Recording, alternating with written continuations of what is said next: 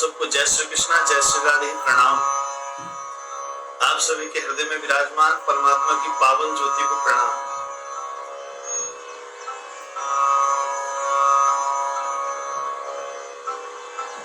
इससे पहले जो वीडियो बन रही थी आवाज नहीं आ रही थी, इसलिए डिस्कनेक्ट करना पड़ा, उसके लिए क्षमा प्रार्थी है।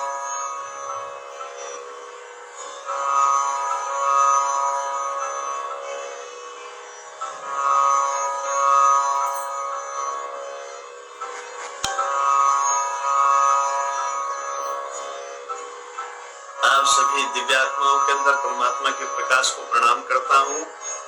आप सबका दिन आनंदमय और मंगलमय हो, इसी कामना के साथ आइए आज की चर्चा शुरू करते हैं।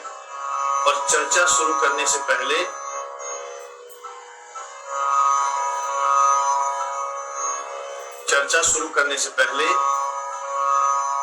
सबसे पहले हमेशा की तरह सद्गुरुदेव के चरणों में प्रणाम करते हैं।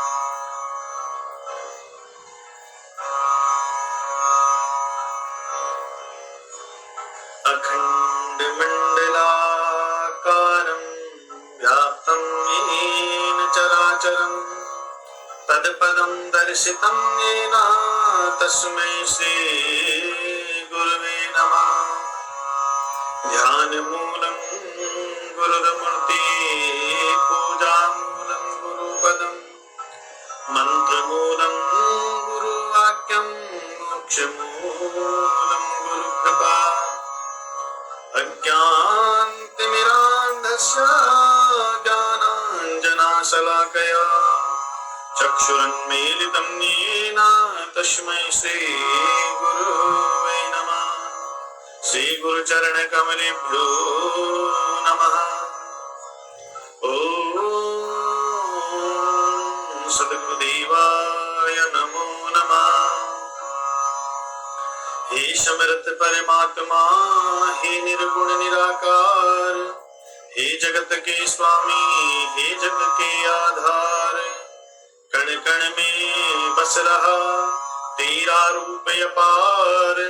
तीन काल है सत्य तो मिथ्या है संसार, घट घट का वासी है हे प्रभु दया निधान। भला करो सबका प्रभु, सबका हो कल्याण। भला करो सबका प्रभु, सबका हो कल्याण। भला करो सबका प्रभु, सबका हो कल्याण। सर्वे भवन्तु सुखिनः, सर्वे सन्तु निरामया, सर्वे भद्राणि पश्यन्तु मा कश्चित् दुःखभाग् भवेत्। सभी का कल्याण हो, सभी के जीवन में आनंद हो, हर्षोल्लास हो, सबके जीवन से दुख संकट समस्याएं हट जाएं, भगवान की कृपा सबको प्राप्त हो। इसी भावना और इसी कामना के साथ आप सबको जय श्री कृष्णा, जय श्री राधे, प्रणाम। कैसे आप सब लोग आनंद से हैं?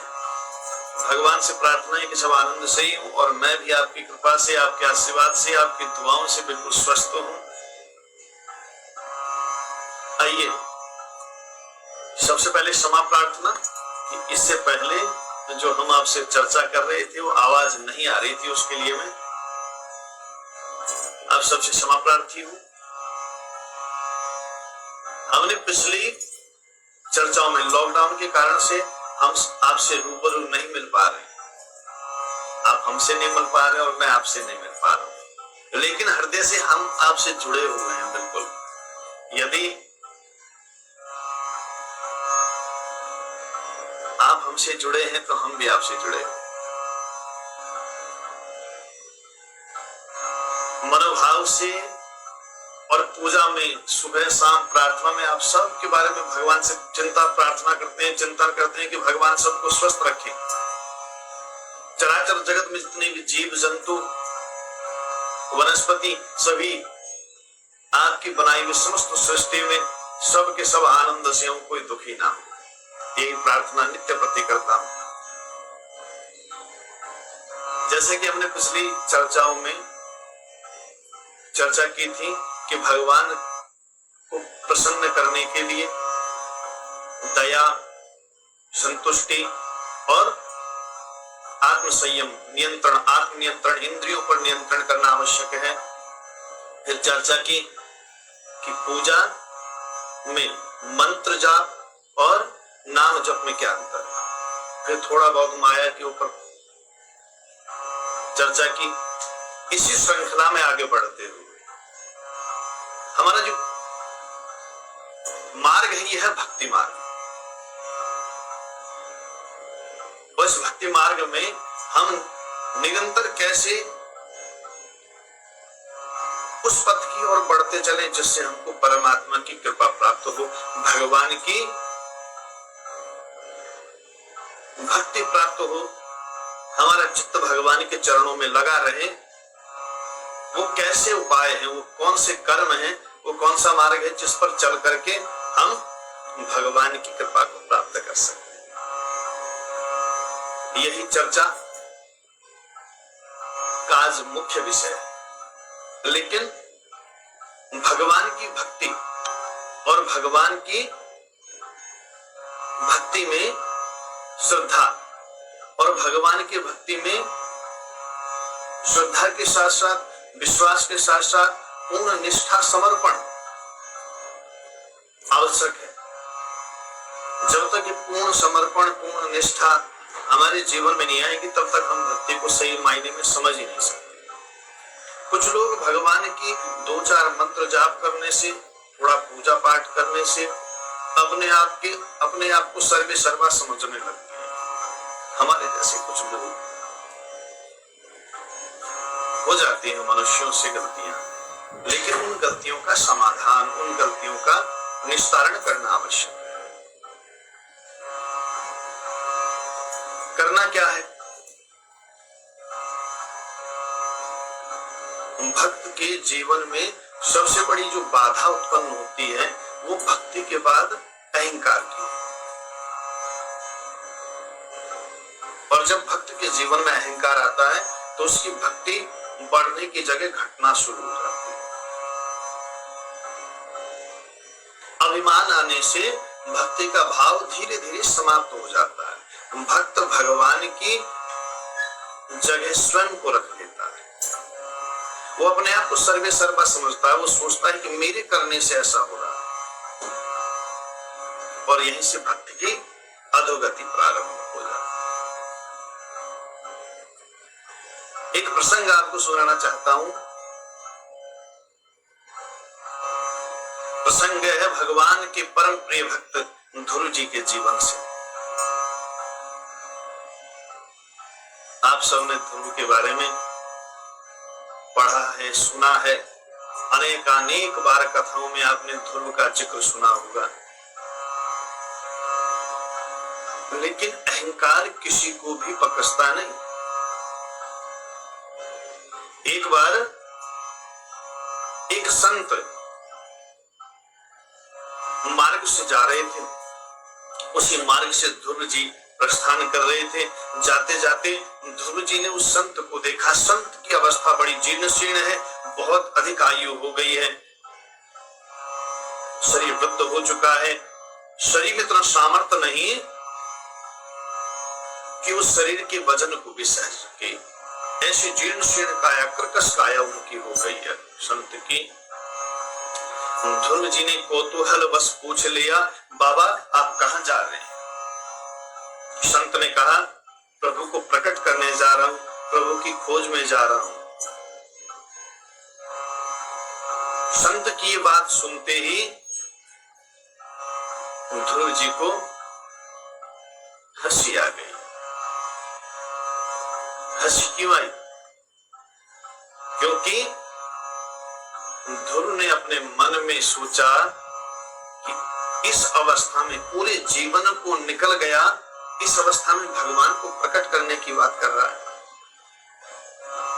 इसका पूरा जीवन भगवान को खोजते खोजते निकल गया, लेकिन अब तक इसने भगवान को प्रकट नहीं किया। अब क्या भगवान को प्रकट करेगा?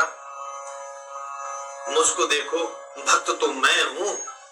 मैंने 5 वर्ष की अवस्था में भगवान को प्राप्त कर लिया। और भगवान ने जैसे ये भाव भक्त ध्रुव के हृदय में प्रस्फुटित होते हुए देखा, भगवान ने सोचा कि यदि मैंने इसका समाधान नहीं किया, यही इसकी गलती को नहीं रोक दिया, तो आने वाले समय में ध्रुव का पतन हो जाएगा। अपने भक्त की रक्षा के लिए भगवान प्रकट हो गए, क्योंकि भगवान का तो संकल्प है कि मैं अपने भक्त को डिगने नहीं दूंगा, बशर्ते मेरा हाथ ना छोड़े, मेरा रास्ता ना छोड़े। भगवान प्रकट हुए ध्रुव के सामने। भगवान को देख करके ध्रुव ने साष्टांग प्रणाम किया, प्रभु आपका कैसे आना हुआ? भगवान ने कहा कि बेटा ध्रुव, मुझे बड़ी प्यास लगी है और मैं जल पीना चाहता हूं। ध्रुव ने कहा मेरा सौभाग्य है प्रभु, मैं अभी जल का प्रबंध करता हूं। जल पात्र हाथ में लिया और जल की खोज में निकल गया। जल पात्र लेकर के ध्रुव जंगल में गया। काफी अंदर जाने के बाद एक सरोवर दिखाई दिया, एक तालाब दिखाई दिया, और जैसे ही जल भरने लगा तो देखा आसपास बहुत सारे नरकंकाल पड़े। उन नरकंकालों की स्थिति ऐसी है जैसे कोई ध्यान में बैठा है, कोई सर नीचे पैर ऊपर करके ध्यान कर रहा है। योग साधना में तल्लीन सारे नरकंकाल, असंख्य नरकंकालों का ढेर लगा। ध्रुव के मन में जिज्ञासा जगी कि ये नरकंकाल किसके, लेकिन किससे पूछते, वहां आसपास कोई है ही नहीं। ध्रुव जी ने जल लिया और जल भर करके वापिस आए प्रभु के पास। प्रभु से कहा प्रभु जल। इस समय ध्रुव जी के मन पर वो खुशी नहीं थी, वो चमक नहीं थी। अब उनके मुखमंडल पर एक चिंता की रेखा आ गई थी, मुख पर थोड़ी मलिनता आ गई थी। नरकंकालों को देख करके ध्रुव के मन में जो वेग उत्पन्न हुआ, उससे उनके मुख की वो चिंता की रेखा को स्पष्ट कर दिया। भगवान ने कहा ध्रुव, जब तुम जल लेने गए थे तो तुम्हारा मुख बड़ा प्रसन्न चित्त था, लेकिन जब से तुम जल लेकर के आए हो तुम्हारा मुख बड़ा मलिन हो गया है। मुझे ऐसा क्यों प्रतीत हो रहा है जैसा तुम्हारे मन में कुछ चिंता है। मैं तुमसे पूछना चाहता हूं। जैसे प्रभु ने कहा तो ध्रुव ने हाथ जोड़ लिए, प्रभु पूछना तो मैं आपसे चाहता हूं। भगवान मुस्कुराए, बेटा ध्रुव, तुमने जल सरोवर के पास जो नरकंकाल देखे हैं, तुम उसी के बारे में पूछना चाहते हो ना? ध्रुव ने कहा जी प्रभु।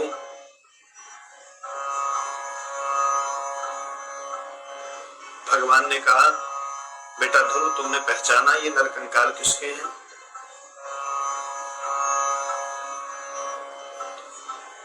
ध्रुव ने कहा नहीं प्रभु, यही मेरे मन में जिज्ञासा है, यही प्रश्न मेरे मन में बार बार कौंध रहा है कि ऐसा कौन है, किसके नरकंकाल है इतनी? भगवान ने कहा बेटा, ये सारे नरकंकाल तुम्हारे हैं। ध्रुव ने कहा प्रभु, तो क्या मेरे इतने जन्म हो चुके हैं? भगवान ने कहा हाँ बेटा ध्रुव, ये सब तुम्हारी नरकंकाल है और तुम्हारे ही जन्म इतने हो चुके हैं। तुम जानते हो ना कि तुमने 5 वर्ष की अवस्था में मुझको प्राप्त कर लिया था? कि हाँ प्रभु, मैं ये जानता हूं। फिर मेरे नरकंकाल कैसे? भगवान ने कहा कि तुम्हारी केवल इन 5 महीने की तपस्या से प्रसन्न होकर के मैंने तुमको अपने दर्शन नहीं दिए। तुम असंख्य जन्मों से मेरी तपस्या में लीन थे, और जो तुम्हारा एक ध्रुव जन्म है, इस जन्म से पहले भी तुम एक संत थे और तुम तपस्या में लीन थे। तुम मुझको प्राप्त करने के लिए कठिन साधना कर रहे थे, लेकिन जिस समय तुम साधना पर थे उसी समय उस रास्ते से एक राजा की सवारी निकली, जिसमें एक राजा का लड़का था, राजकुमार, जिसको देख करके तुम्हारे मन में ये भाव जग गया कि काश मैं भी राजा का लड़का होता, मैं भी राजगद्दी का सुख भोगता। और अंतमति सगति, तुम्हारी ये मति थी, उसके बाद तुम्हारा अंत हुआ, और अंत होने पर तुम्हारा जन्म राजा के घर में हुआ। लेकिन तुम्हारे पूर्व जन्म के संस्कार शेष थे, उन्हीं संस्कारों के कारण से तुमने 5 वर्ष की अवस्था में कठिन भक्ति की, और उसी कठिन भक्ति के कारण से मुझको प्राप्त हुए। तुम इतने जन्मों से जो साधना कर रहे थे, उस साधना में केवल 5 महीने का समय ही शेष बचा था जो तुमने इस जन्म में पूर्ण किया, इसलिए तुमको मेरे दर्शन हुए। ध्रुव समझ गया कि प्रभु मुझसे भूल हुई, मैं जो उन संत का उपहास कर रहा था मुझे नहीं करना चाहिए था। ध्रुव के मन में बात बैठ गई और ध्रुव ने अपनी गलती को महसूस कर लिया। यही हमको महसूस करना है कि हमको यदि भगवान की सेवा करने का, यदि भगवान के चरणों में हाजिरी लगाने का, यदि भगवान के चरणों में बैठने का सौभाग्य मिला है, तो हमको इस जन्म से नहीं, ना जाने कितने जन्मों का पुण्य फल था कि हम भगवान के दरबार में बैठने के लायक हुए हैं। ये एक जन्म का नहीं है, अनंत जन्मों का सुख फल है। उसी फल पर हम भगवान की सेवा करने के लायक हुए। इसलिए अहंकार नहीं करना कि हमने भगवान को पा लिया है या भगवान की सेवा को पा लिया है या भगवान की भक्ति को पा लिया। यदि भक्ति को बढ़ाना है तो अपने अंदर के अहंकार को समाप्त करके भगवान की सेवा करो। तुलसी बाबा कहते हैं कि भक्ति को बढ़ाने के 9 उपाय हैं। उस 9 उपाय में पहले 2 उपाय बड़े श्रेष्ठ हैं। जो इन 2 उपायों को करता है उसके जीवन में निरंतर भक्ति बढ़ती चली जाती है। कौन कौन से 2 उपाय? प्रथम भक्ति संतन कर संगा। पहली भक्ति है संतन का संग करना, संतों का संग करना, गुरुजनों का संग करना। संतों के संग करने से हमारी कुसंग की आदतें छूटती हैं।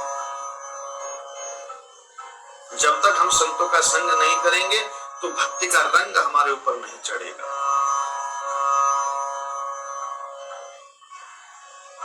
संतों का संग करना बड़ा जरूरी है। संतों के संग से हमारा जीवन बदल जाता है।